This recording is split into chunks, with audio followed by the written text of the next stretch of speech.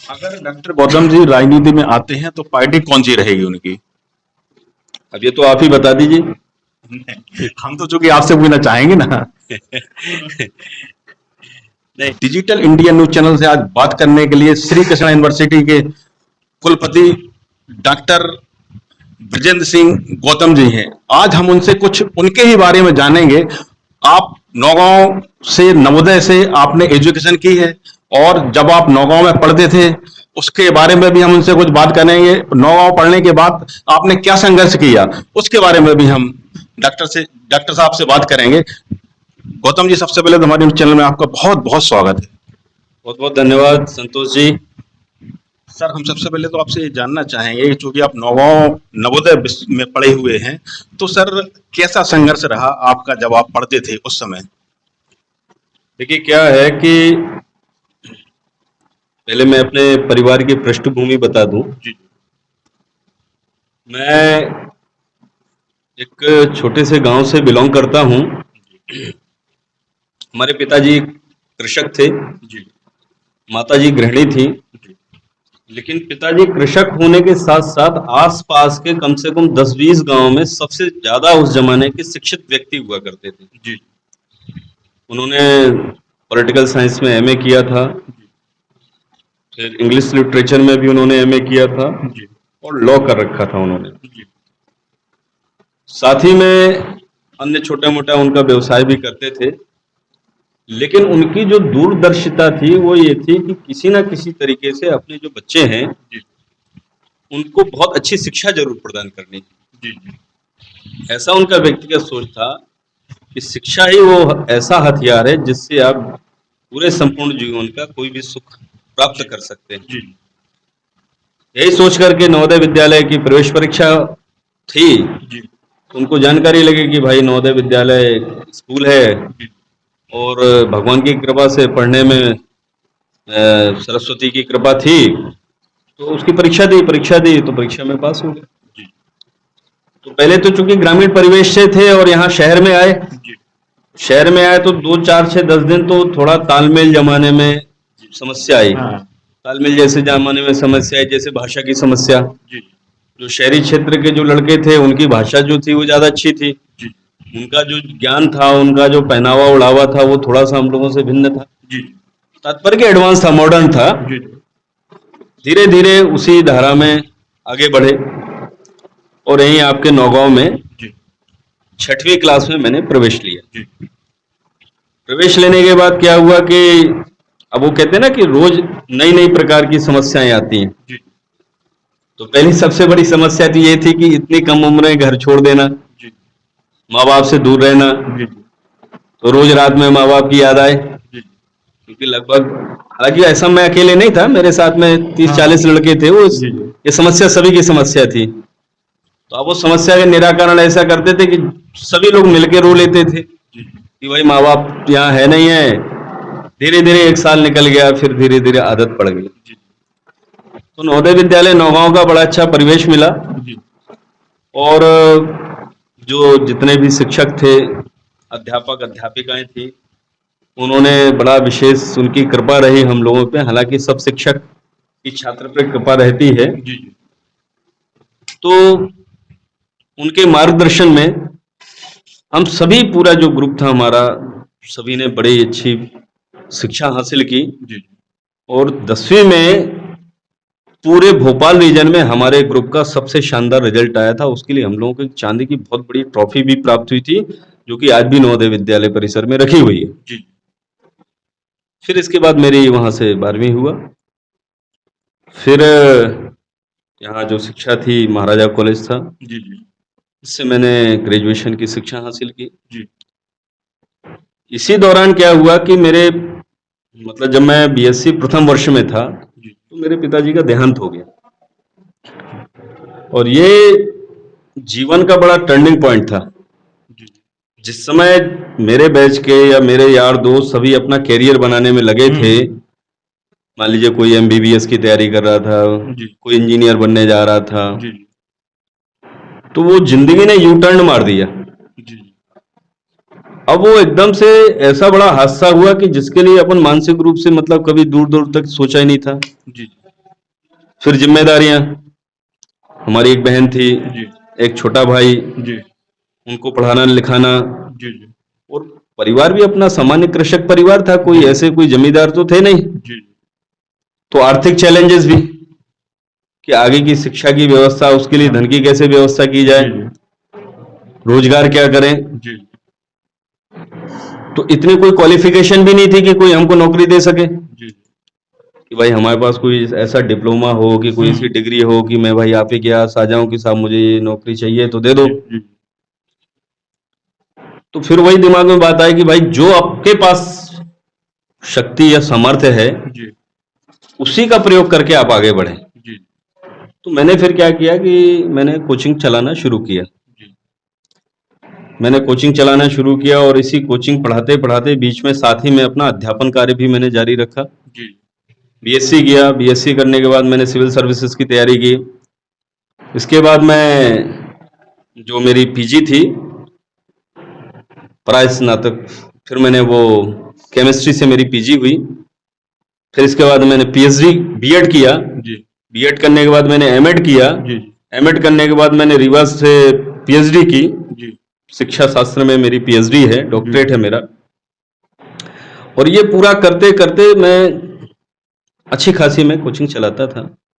जैसा कि अभी आपने हमें बताया है कि जब हम बीएससी कर रहे थे उसी समय पे हमने कोचिंग वगैरह चालू कर दी, तो क्या उस समय बीएससी हो गई थी या बीएससी आपकी चल रही नहीं, थी? मेरी बीएससी नहीं हुई थी। मैं तो प्रथम वर्ष में था, फर्स्ट ईयर में था। जी तो फर्स्ट ईयर में था, जब पिताजी नहीं रहे तो एक बार मन में विचार आया कि भाई पढ़ाई लिखाई अब छोड़ दीजिए, कोई काम धंधा करते हैं, कोई रोजगार करते हैं, कोई व्यापार करते हैं। जी जी आप काम धंधा करने के लिए आज जाओगे तो उसके लिए पैसा चाहिए, धन चाहिए कि नहीं चाहिए। जी जी मान लो आपको कोई दुकान खोलना है, आपको कोई व्यवसाय करना है, कोई एजेंसी खोलना, कुछ भी करना है तो उसके लिए धन चाहिए, जी और धन था नहीं। मतलब सबसे ज्यादा संघर्ष वाले जो आपके दिन थे वो वही थे उस समय? हाँ, सबसे जो समस्या थी और सबसे ज्यादा जो संघर्ष था, चैलेंज था, क्योंकि वो एक प्रकार का चैलेंज नहीं था, जी वो कई प्रकार का चैलेंज था। जी छतरपुर जिले में इस समय पूरे छतरपुर जिले में एक चर्चा का विषय बना हुआ है कि डॉक्टर गौतम जी अब राजनीति में भी आ रहे हैं और हो सकता है महाराजपुर विधानसभा से टिकट भी मांग रहे हैं। इसमें कितनी सच्चाई है, क्या देखते हैं आप इस चर्चा को? देखिए, ये है कि चूंकि अपन बचपन से तो नहीं कहेंगे, लेकिन हाँ कॉलेज के जीवन से या जब से थोड़ा सा मैच्योरिटी आई, तब से जहां मौका मिला वहां पे जिस लेवल पे भी अपन थे उस लेवल पे सामाजिक कार्य, अच्छे कार्य करने का प्रयास किया, अभी भी करता रहता हूँ। तो जब आदमी देखता है कि कोई यार हाँ कैसा कार्य कर रहा है, तो स्वतः ही लोग बोलते हैं कि नहीं भाई आप तो इस दिशा में आइए। जी जी मुझसे कई लोग आके बोलते हैं, अरे मैंने कहा रुकिए अभी देखते हैं, बोले नहीं नहीं आप कीजिए। तो जो आपका विषय है, ये विषय तो अपने हाथ में नहीं है, जी ये विषय तो मान लो पार्टी के लोगों के हाथ में है, और यदि मान लो कभी वो ऐसा मौका देंगे तो उस विषय में पूरा जी जान लगा के उस विषय में कार्य किया जाएगा। तो अभी तो अपन अपना कार्य कर रहे हैं। जी जब पार्टी ऐसा सोचेगी, क्योंकि ये तो ऊपर वालों पे निर्भर करता है, और यदि वो सोचेंगे कि वो मेरे को उपयुक्त पाएंगे, जी समझेंगे कि हाँ भाई ये जो मापदंड है उनके पैरामीटर्स हैं उसमें ये उपयुक्त होते हैं, ऐसी परिस्थिति में फिर आगे का विषय फिर देखा जाएगा। अगर डॉक्टर गौतम जी राजनीति में आते हैं तो पार्टी कौन सी रहेगी उनकी? अब ये तो आप ही बता दीजिए। हम तो चूंकि आपसे पूछना चाहेंगे ना। नहीं, अपन तो क्या जब है? से कॉलेज में थे जी तब भी विद्यार्थी परिषद से मैं जुड़ा हुआ था। विद्यार्थी परिषद का ये तो सभी लोग जानते हैं कि उस समय परिषद के लिए बड़ा संगठनात्मक रूप से, बड़ा अनुशासनात्मक रूप से कार्य किए, और जाहिर सी बात है ये तो मेरे विचारों से आपको लग रहा होगा कि कौन सी पार्टी रहेगी, तो निश्चित रूप से अपनी पार्टी तो भाजपा है और वही रहेगी। मतलब जो विचारधारा है वो पूर्ण भाजपा की ही है। हाँ, पूर्ण भाजपा की है, उसमें कहीं कोई दो मत नहीं। अगर पार्टी आपको टिकट के लिए कहती है या कहीं ऊपर से आपको ऐसा सिग्नल मिलता है कि भाई डॉक्टर गौतम जी जाओ और छतरपुर जिले में आप अपनी तैयारी करो, तो ऐसा आपको क्या लगता है कौन सी विधानसभा आपके लिए सही रहेगी?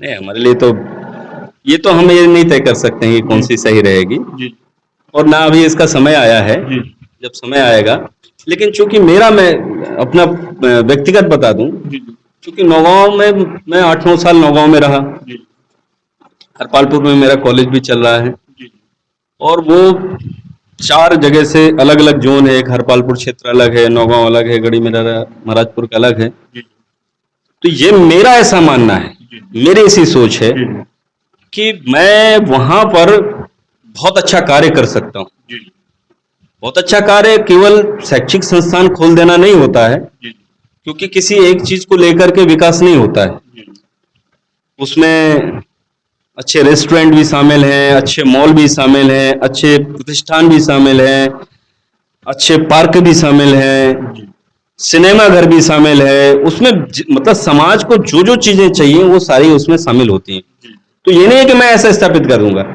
देखिए, समाज को क्या होता है, मतलब दिशा दिखाना है कि हाँ भाई, यदि ऐसा ऐसा करते हैं तो इससे ऐसे ऐसी चीजें स्थापित हो सकती है। जी लोगों के अंदर एक कॉन्फिडेंस लेवल को जन्म देना, जी वो आपने वो कर दिया, बस फिर आगे करने की जरूरत नहीं, ये चीजें अपने आप स्वतः चली जाती हैं। जी जैसे मान लीजिए, आपने भी बचपन में साइकिल चलाना सीखी होगी। जी आप किसके साथ सीखे होंगे? या तो छोटे भाई के साथ, या बड़े भाई के साथ, या दोस्त के साथ।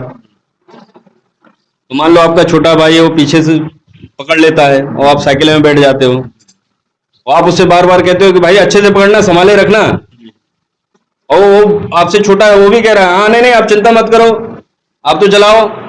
और फिर वो आप पेडल मारते हो और साइकिल चल पड़ती है, वो छोड़ देता है। आपको तब भी आवाज क्या रहता है कि यार वो पकड़े हुए है।